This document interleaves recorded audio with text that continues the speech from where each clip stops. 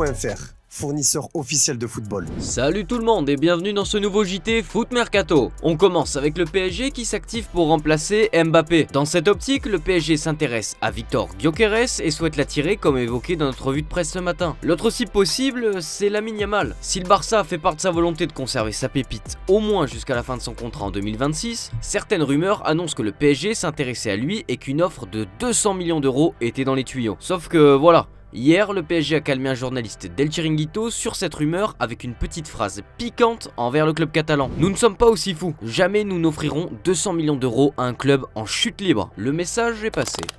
Direction l'Olympique Lyonnais, Jorge Sampaoli. Toujours sans club aujourd'hui, l'Argentin est revenu sur ses objectifs et sur les rumeurs qu'il l'envoyait sur le banc de l'OL. Il a expliqué au micro de RMC Sport pourquoi il n'a pas rejoint le club rhodanien. J'ai entendu parler de cet intérêt, mais on n'a pas donné suite. Comme je vous l'ai dit, parce que c'était un projet déjà entamé, ça ne m'intéressait pas. En plus, le club était en difficulté. Je veux vraiment un projet qui débute ou une équipe nationale. Aujourd'hui, il y a un entraîneur en place qui fait progresser l'équipe.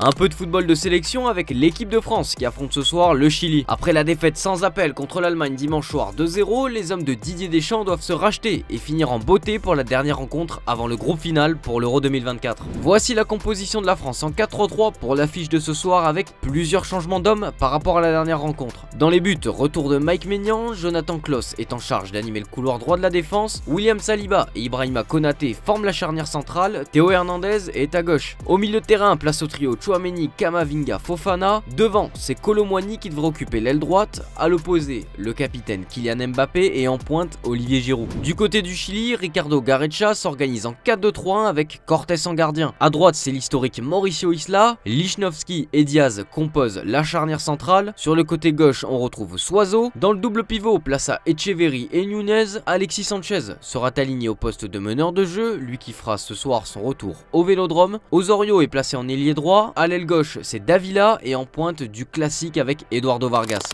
Le match de ce soir est une des dernières répétitions avant la compétition phare de cet été, l'Euro 2024 en Allemagne. Même si le dernier résultat récent n'incite pas à la confiance pour nos bleus, quelques observateurs du football européen n'en démordent pas. La France reste le favori de l'Euro 2024. C'est par exemple le cas de Philippe Lam qui en attend beaucoup des Français. Le favori ?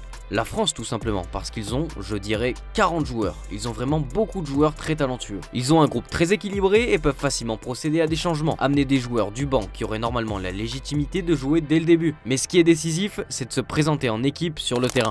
L'autre événement footballistique à venir cet été, ce sont les Jeux Olympiques. Plusieurs sélections sont d'ailleurs actuellement en pleine réflexion pour choisir quels seront les 3 joueurs de plus de 23 ans à prendre part à la compétition. Si le débat reste entier en France avec les candidatures de Mbappé, Giroud, Griezmann ou Benzema, la question n'est pas non plus tranchée chez les champions du monde en titre. Si les noms de Lionel Messi et Di Maria avaient été évoqués, c'est Lautaro Martinez qui a déposé sa candidature. En pleine bourre avec l'Inter et de retour dans le 11 avec l'Argentine, le buteur a faim de titre et veut participer aux JO cet été comme il l'a confié à TIC Sport. Si vous voulez compter sur moi, je suis toujours disponible. Pour moi, c'est toujours un privilège. Étant enfant, je rêvais de porter ce maillot et d'écouter l'hymne sur le terrain. Si Mascherano écoute, je confirme que je suis disponible. Évidemment, cela ne dépendra pas seulement de moi, il y aura une conversation avec mon club, mais je ferai tout pour y être.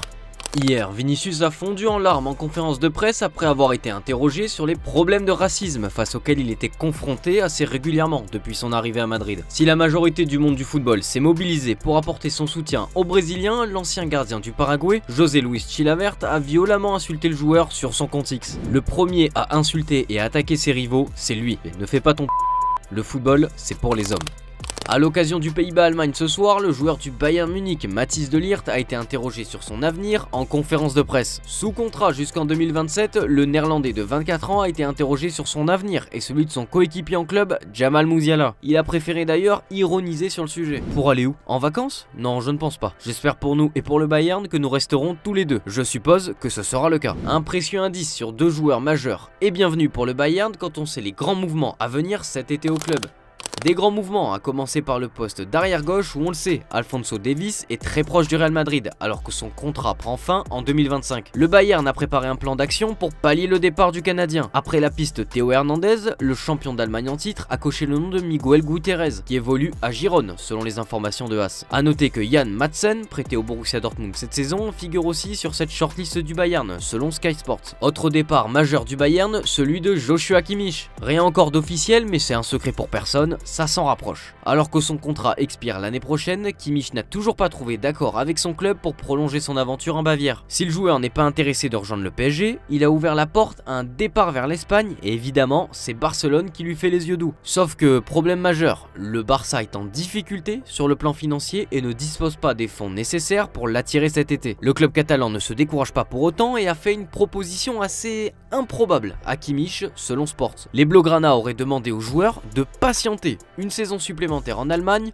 puis de rallier la Catalogne librement à l'été 2025. Un scénario qui paraît fou mais dans le foot on le sait, tout est possible. Les Catalans vont aussi avoir de nombreux dossiers à gérer cet été, eux qui se sont fixés pour objectif de vendre pour 200 millions d'euros afin de sortir de problèmes financiers. Premier candidat pour atteindre l'objectif des 200 millions d'euros, la vente de Rafinha pour 100 millions en Arabie Saoudite. Les noms d'Andreas Christensen et de Jules Koundé reviennent, ainsi que ceux de Clément Langlais et Eric Garcia. Un départ de Todibo de Nice aiderait le Barça selon Sport puisque 25% du prix de revente du français irait dans les caisses espagnoles. Ansu Fati aussi, trop touché par les blessures, est officiellement mis en vente par le club.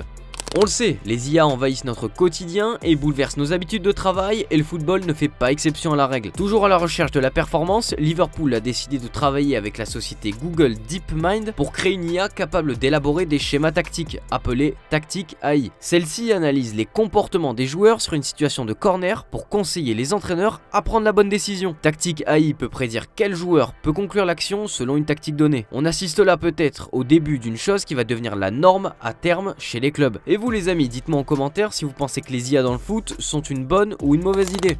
Accusé par Juan Jesus d'avoir prononcé des insultes racistes à son encontre, Francesco Acerbi avait été éjecté de la sélection italienne. Cet après-midi, le verdict est tombé. La Gazzetta dello Sport révèle que le juge Gerardo Mastrandea a décidé que l'accusation de racisme était abandonnée. Le défenseur de l'Inter a été acquitté pour insuffisance de preuves dans l'affaire qu'il opposait au défenseur de Naples. Il est donc disponible pour le prochain match des Nerazzurri face à Empoli.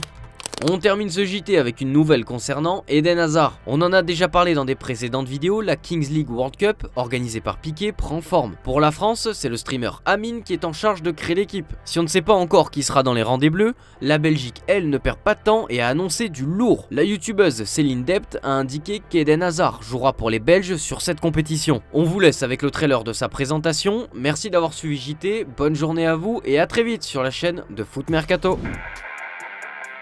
I will give everything to go back.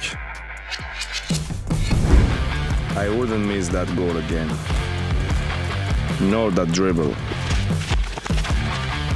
I will make that cross. I can't change the past. But I know I'm in charge of my future. Today I start a game. See you at the Kings World Cup.